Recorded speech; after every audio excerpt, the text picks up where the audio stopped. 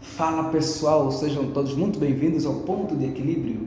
E nós estamos no mês de outubro, e o mês de outubro é um mês muito importante para a história da humanidade e principalmente para o cristianismo. Por quê? Porque é o mês da Reforma Protestante. 31 de outubro é o dia da Reforma Protestante. Será segunda-feira e eu quero pensar um pouquinho com vocês sobre isso. E eu quero dividir este meu vídeo em 3 partes. A primeira parte fala um pouquinho de alguém importante da reforma, a segunda parte fala um pouquinho do que motivou a reforma e a terceira parte fala um pouquinho da idiosincrasia da reforma. Um dos nomes mais importantes da reforma protestante, sem dúvida, é Martinho Lutero.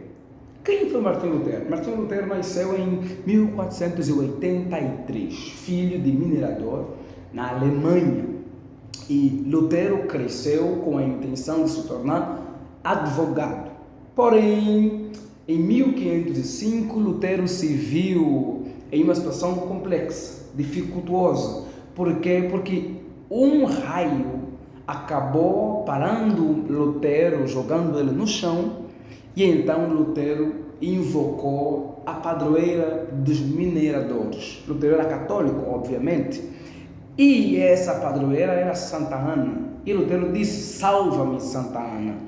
Mas Lutero não disse apenas salva-me, Lutero também fez um voto.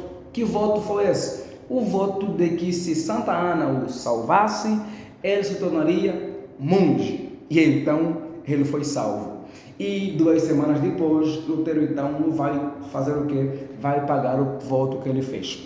Frustra e decepciona os seus pais, que esperavam que ele fosse um advogado, e tiveram que ver o filho deles agora praticamente aí para se tornar um monge. Enquanto monge, Lutero teve vários atritos, mas antes que eu fale do atrito de Lutero, é fundamental que eu diga que, assim como é característico dos muitos monges, Lutero tinha práticas bem ascéticas, práticas bem de ascetismo, de se afastar, sacrificar em prol, digamos, do Senhor e sacrifício. Lutero, por exemplo, era muito dedicado às questões de espiritualidade.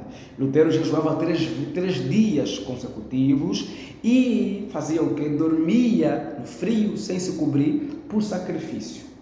Lutero se dedicava extremamente, ao ponto dele mesmo dizer que se para ser salvo era necessário, se continuar a relação fosse dedicação e sacrifícios, sem dúvida ele mesmo seria salvo. Essa dedicação extrema de Lutero tem base muito provavelmente no fato de que ele olhava para si como um miserável pecador.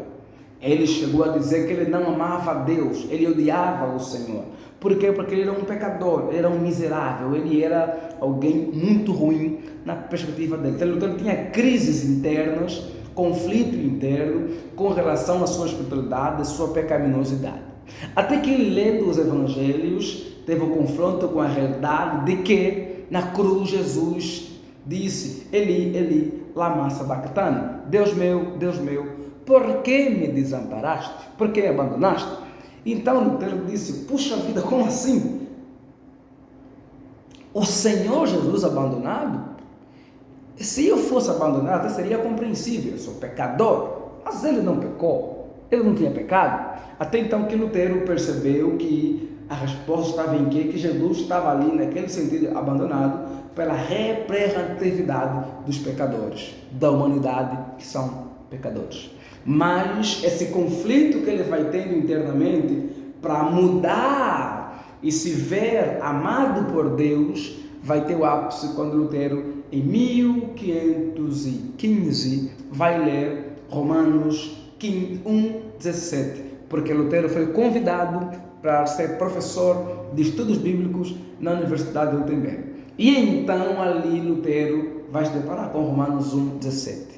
Nesse encontro que ele tem com Romanos 1:17, o texto, a parte do texto, que é um texto que fala a respeito da justiça de Deus, que somos justificados inicialmente, finalmente, somente pela fé. E então Lutero lê o texto final que diz: o justo viverá pela fé. Isso muda completamente a perspectiva teológica de Lutero e é um ponto fundamental para os desdobramentos da fé cristã nos anos posteriores. Essa percepção de Lutero vai acabar levando ele a não se conformar e não aceitar algumas coisas. Como o quê? Como a indulgência. Nesse contexto ali de 1515, havia, antes disso inclusive também, havia muita indulgência. O que é indulgência? Indulgência é o perdão que se dava a alguém através de algum sacrifício ou de alguma contribuição que ele fizesse. Digamos, se você está em pecado, era só você pagar alguma coisa, fazer talvez uma boa obra, inclusive inicialmente a ideia era de boa obra, obras caritárias, que depois se tornou até mesmo dinheiro, e você vai ser perdoado. Lutero começou a pregar contra as indulgências. Diga-se de passagem que ele não é o único que fazia isso. Antes dele, nomes importantes também já pregaram contra isso. John Hus, por exemplo, também já havia protestado contra algumas coisas da igreja, mas foi morto. E John Hus é aquele que disse: vocês estão me matando, mas vai chegar alguém daqui 100 anos que vocês não poderão matar. John Hus era o ganso e Lutero era o cisne. Vocês estão matando um ganso e virá um cisne que vocês não poderão matar. Isso disse que oferecia em torno da pessoa de Lutero. E o que aconteceu? Pregando contra a indulgência, pregando com muita frequência, mas a grande ênfase vai acontecer mesmo em 1517. Por quê? Porque em 1517, um dominicano chamado João Hetzel vai fazer o quê? Vai aparecer ali no contexto da igreja na Alemanha e vai fazer o quê? Vai fazer campanha em prol do quê? Em prol da construção da Basílica de São Pedro. E para poderem construir a Basílica de São Pedro, esse homem, esse João Hetzel, vai fazer o quê? Vai começar a pregar a indulgência com muita força, dizendo inclusive que se as pessoas contribuíssem, no caso, para a Basílica, iriam receber indulgência. E ele disse que quando o dinheiro, a contribuição caísse no gasofilaço, ou então para nós em Angola, no balaio, o que iria acontecer? A alma da pessoa seria retirada de onde? Do purgatório. E então Lutero, contra isso, contra esse discurso desse dominicano João, vai se levantar e vai pregar no dia 31 de 1517, o que? Na porta da Catedral de Wittenberg, as suas 95 teses. Aquilo que Lutero fez, de colocar as suas 95 artigos, era algo muito comum naquele contexto, porque é um contexto de universidade. Lutero está colocando aquilo ali para quê? Para que haja debate sobre aquele assunto. E nesses artigos, muitos deles eram contra a indulgência. E aqui está uma base fundamental. Uma das razões, a principal razão da reforma é a indulgência mesmo. E Lutero não queria necessariamente sair da Igreja Católica. Lutero queria apenas modificar, reformar a Igreja Católica. E o que vai acontecer? Não vai ter uma resposta tão positiva assim. Ele vai ser tratado como herege e vão ordenar que ele se retrate, e ele vai dizer que jamais se retrataria, a não ser que provassem a ele que na Escritura o que ele estava fazendo estava errado e ele pudesse fazer, mas enquanto ele tivesse uma consciência de que a Escritura o embasava, ele jamais se retrataria. E então Lutero começou a correr risco de vida e foi protegido ali por alguns princípios, contexto de política, e então começamos ali com um movimento que vai trazer o quê? Uma ruptura, vai ter uma divisão ali entre a Igreja Católica e esse novo movimento que vai acontecer ali na Alemanha com o Martinho Lutero. Na verdade, o que então estavam ali nos questionamentos em torno dessa reforma? O que motivou, a reforma, como já disse, é a questão da indulgência. A indulgência que motiva Lutero. Mas não é só a indulgência. Nós podemos pensar que as perguntas que podíamos levantar aqui sobre isso, sobre a reforma e as motivações dela, por exemplo, a reforma pergunta sobre qual é a autoridade, por exemplo, da religião. autoridade papal. Podemos também questionar, por exemplo, como a pessoa é salva. E também podemos questionar a respeito da essência da igreja, digamos, o que é a igreja e também a essência da vida cristã. Esses todos os elementos são fundamentais para aquilo que vai ser a marca, a idiosincrasia, aquilo que caracteriza a reforma. É fundamental dizer que, embora Lutero é o nome que é mais conhecido, até mesmo por aqueles que não são cristãos, Lutero não é o único reformador. Nós temos muitos reformadores. Podemos dizer que a reforma pode ser dividida em duas alas: a ala radical e a ala magisterial. A ala magisterial é a ala que tem nela a reforma luterana, de Lutero, a reforma da Suíça, ou talvez podíamos pensar ali na Confederação Helvética, né? Ela envolveria Calvino, Zwingli, Martin Bucer e outros nomes mais, e também a reforma inglesa, que é a anglicana. Portanto, podemos pensar em que reforma luterana, a reforma dos reformados, helvética, e a reforma anglicana na Inglaterra. E tem a ala que é a ala mais radical, que podemos pensar em anabatistas, podemos pensar em gentes conhecidos como alguns espiritualistas, e esses são fundamentais, outros como anabatistas que eu acabei já mencionando aqui. Esses são os mais radicais. Mas eu não vou entrar nesses detalhes aqui, talvez eu falo sobre eles separadamente. Agora, se tem essas reformas, podemos pensar em reformas protestantes. Então, o que de fato marca a reforma teologicamente? Teologicamente, podemos pensar que a identidade da reforma está em um tripé. Que tripé é esse? O tripé do sola Escritura, o tripé do sola gratia et fide e o tripé do sacerdócio universal de todos os crentes. Esses foram os três pontos que marcam aí a identidade teológica, ou então o tripé da reforma. O sola Escritura é somente a Escritura. Isso remete à autoridade. A autoridade está na Escritura. De onde vem a autoridade? Na Escritura. A autoridade não está no Papa, não está na tradição. Isso não significa que os reformadores, por exemplo, eram contra a tradição, jamais.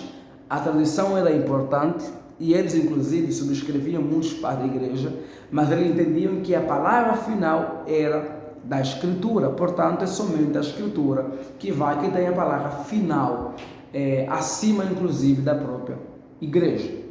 O sola gratia et fide é para responder aquela pergunta: como a pessoa é salva? Pela graça, mediante a fé. Como Lutero teve encontro ali com o texto de Romano, contrariando a leitura católica de uma justificação inicialmente pela fé e conclusivamente pelas obras, porque os católicos defendem que a salvação, a justificação, ela é de forma dupla, duas dimensões. Inicialmente é pela fé, mas finalmente é pelas obras. Se conclui, se consuma pelas obras. E Lutero e os reformadores dizem não, a salvação é pela fé. Somos justificados pela fé, pela graça mediante a fé. Não vem das obras, é de graça e é pela fé. E também tem ali o sacerdócio universal de todos os crentes.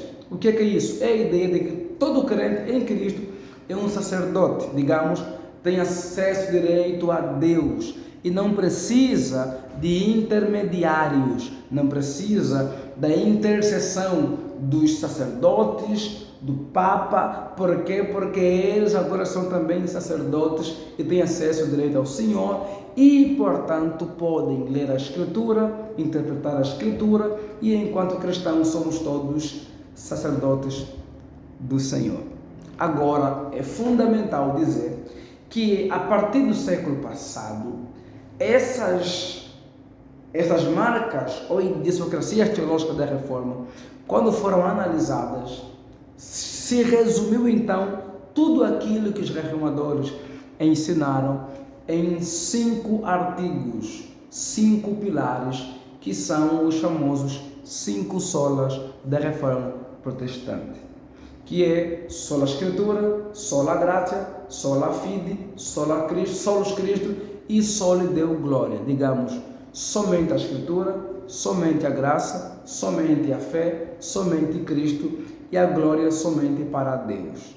A Escritura é a autoridade, a salvação é de graça, a salvação é de graça mediante a fé, Cristo é o nosso único mediador e glória, adoração é digna, é dada somente ao Senhor nosso Deus. E nós, enquanto pentecostais, eu falo nós para quem é pentecostal, aqueles que não são, eu falo nós porque sei que boa parte do pessoal que me segue são pentecostais, também somos herdeiros da Reforma Protestante. Não somos herdeiros da Reforma porque saímos diretamente de Lutero, ou de Calvino, ou de Zwinglio, ou de Martin Bucer, ou de outro nome importante da Reforma, ou ainda de Simon, mesmo Simon, ou ainda de outros nomes importantes ali da Reforma radical. Somos herdeiros da Reforma porque, primeiro, porque somos parte daquilo que Alistair McGrath chamou de processo protestante. Sim, somos parte do processo protestante. Podemos dizer que o lema da Reforma também, que é muito conhecido, é Igreja Reformada sempre se reformando. Isso é fundamental e o pentecostalismo é sem dúvida uma espécie de reforma na reforma entre os protestantes. Por quê? Porque vai trazer uma ênfase um tanto quanto negligenciada ao longo da história da reforma. Mas não é só isso, é que nós também somos protestantes, porque de fato nascemos do seio protestante. Nós viemos do quê? Do movimento Holiness, movimento de santidade, que deriva do movimento wesleyano de John Wesley, dos metodistas, metodistas, que derivam de quê? Que derivam dos anglicanos na Inglaterra. Portanto, a nossa linhagem histórica no protestantismo é ali da reforma da Inglaterra, que vai para o wesleyanismo, que vem para a santidade e que vem para o pentecostalismo. Mas, enquanto movimento que tem teologia, a teologia pentecostal, ela é desdobrada de vários movimentos do protestantismo, digamos, de várias ramificações do protestantismo. Exemplo, o movimento pentecostal tem aí um 5 lema, que é o evangelho pleno, ou full gospel, que é Jesus salva, Jesus cura, batizando no Espírito Santo, santifica e voltará. Esses 5 lemas do pentecostalismo deriva historicamente de movimentos tanto protestantes até mesmo alguns católicos. Exemplo, quando os pentecostais dizem Jesus salva, e isso foi dito por William Seymour na declaração de fé da Rua Azusa e também no livro dele de sua biografia. Jesus salva é uma espécie de recuperar o que é. Não só Seymour disse isso, outros também pentecostais no começo disseram isso. É a ideia de quê? De recuperarmos aquilo que Martinho Lutero disse, justificados pela fé, que a salvação é pela fé. É a ideia ali no começo do movimento pentecostal. Somos salvos pela fé. Justificação pela fé de Martinho Lutero. Jesus cura é a ênfase na cura pela expiação dos movimentos, quais movimentos? Dos movimentos de Kewinski, que eram alguns reformados e outros mais wesleyanos, que enfatizavam isso. Portanto, temos ali o que? Contribuição tanto reformada como wesleyana. Aqui já estamos a pensar em quê?